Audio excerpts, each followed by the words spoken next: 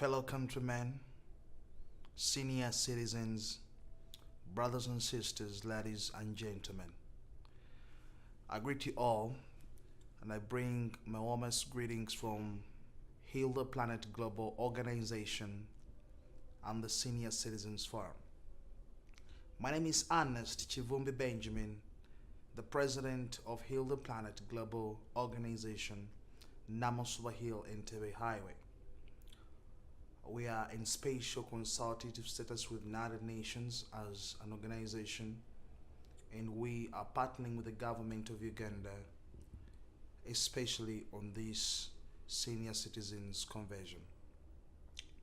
On 29th October 2018, the forum, which began as a digital social media platform comprising of more than 200 influential personalities in the country, from political, economic, social, cultural, academic, religious, corporate, and celebrity angles, is going to mark 2 years. This forum is not only remarkable, but a pivot of decisions, voices, and ideas that shape and set agenda on issues of national concern. Strong men and women continue not just to post, but to shed true emotions of how they should be understood from the bottom of their hearts. And this is what we yearned when the idea first came unto us. On 29th, which is now counted as in hours close to this convention, we have secured the Conference Hall Office of the President of the Republic of Uganda to use as our venue. We have been cooperating with other agencies, especially government ministries, the Ministry of Gender, Ministry of Foreign Affairs, Kampala Capital City Authority, Ministry of Internal Affairs, the Inspector General of Police, and other institutions. We have invited a number of people, and we are expecting more than 400 delegates. Some of them are coming from countries like Nigeria, Ghana, who have arrived, Israel, Tanzania, Kenya, and others. We are expecting members from the Uganda National NGO Forum, the Interreligious Council of Uganda, the Bankers Association, Forum for Democratic Change, Private Sector Foundation, Born Again Faith, Rotary Clubs, National Teachers Union, UNATU, National Resistance Movement, Kampala City Traders Association, Kasita, Uganda Manufacturers Association, Uganda Law Society, diplomats, and people from various walks of life. Why are we convening tonight? Why are we convening this Monday? Ladies and gentlemen who are watching this broadcast around the world. We conducted a scientific research and predicted peace of the region and the greater Lakes region. We have identified that the absence of war does not mean presence of peace. Peace is at stake in these regions. The biggest turmoil of it is going to be political. There is boiling anger that we cannot hide amongst the people. Some of them are dissatisfied for their own personal reasons, and others are happy. These differences means a lot. It is a threat to the stability. It is a threat to peace. And only dialogue can be in position to avert what could be a silent anger and clamorous people. In 1859, when there was a civil war in the Rwandan Republic, people thought that it was over. 50 years later, we saw a great genocide that shook the world by surprise when close to 2 million innocent people died in the Rwandan genocide. The anger of the people that took for 50 years hadn't ended. What is the prediction of other countries? South Sudan, Democratic Republic of Congo, Rwanda, again, Kenya, you saw the post-election violence, Tanzania, and Uganda. We cannot outrule that we've had a great leader who has helped to shape our nation and lifted it from poverty, from wars and instability, and other dilemmas.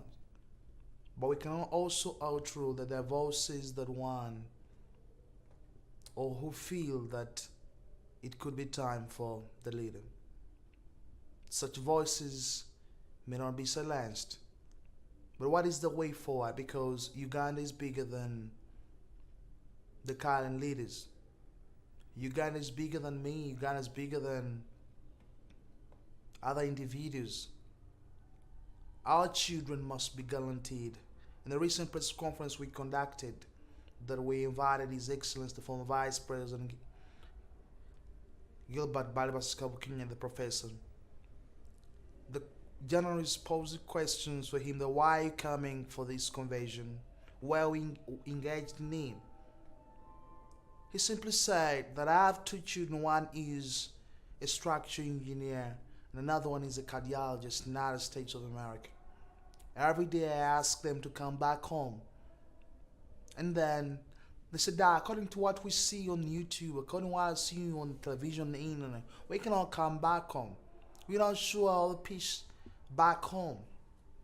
And he said, I am doing this for my children and for the future. I'd like you to know that when there is dialogue, peace can always be guaranteed. When parties that conflict sit down on tables and discuss ideas, there can always be solutions. There can always be good plans that can pave a way and secure future for our people. This convention is gonna add another break in as far as the stability and future of this country is concerned. That's why I'm appealing to you, ladies and gentlemen, to support this convention. Our budget still has some pending items, especially the meals for our delegates. We're trying to reach out to some good-hearted people, and we hope that we consider that. But if you can make a donation in this time, and that we know that this is not gonna be the end of the convention. Amongst the important activities that we're gonna have on the day is we expect His Excellency the Vice President of the Republic of Kenya, His Excellency William Ruto. We are expecting, of course, on the opening prayer is going to be Pastor Irene Manjeli, and then the HTP chairman, Mr. David Baguma. Then there will be the former vice president who will speak. And then there will be a panel of discussion by former presidential aspirants, Dr. Warren Kizabe CJ Chifefe, Dr. Abed Bwanika, Dr. Olala Otunu, Mr. Mao, Mrs. Maureen Chaya, Mrs. Miriam Kale Obote, retired Honorable Patrick Amambawazi, the former premier. And that will be conducted by Mr. Patrick Kamara and Mr. Malcolm Isaac. And then we shall have some performance from Honorable Judith Wabide, and then a presentation from Apostle Oba Anderson, a man from Nigeria.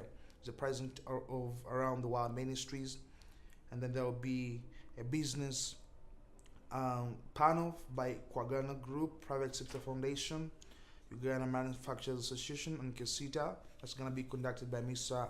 Ramadan Gobin. And then we expect the arrival of His Excellency the President at midday, 5 minutes past midday. And then, of course, his counterpart from Kenya. And then remarks from Buganda, Katikilo Charles Peter Maiga.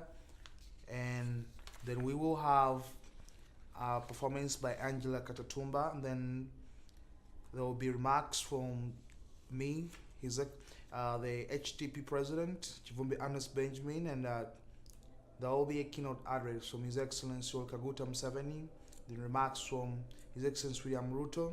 Then there will be a signing of Peace Banner, awarding of HTP Global Peace Awards to the chief guest and special guest, and the launch of the membership card.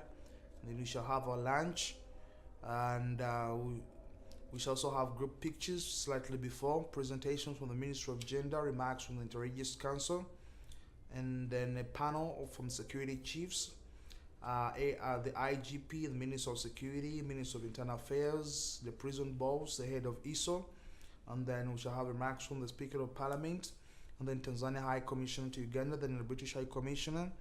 Then again we shall have an open discussion from members of the audience, and then an address by Apostle Francis Austin from Ghana, the President of Eagles Nest, and then we shall have resolutions, and finally we shall have remarks and closing prayer from Pastor Robert Kayanja. So briefly, that's what I can say.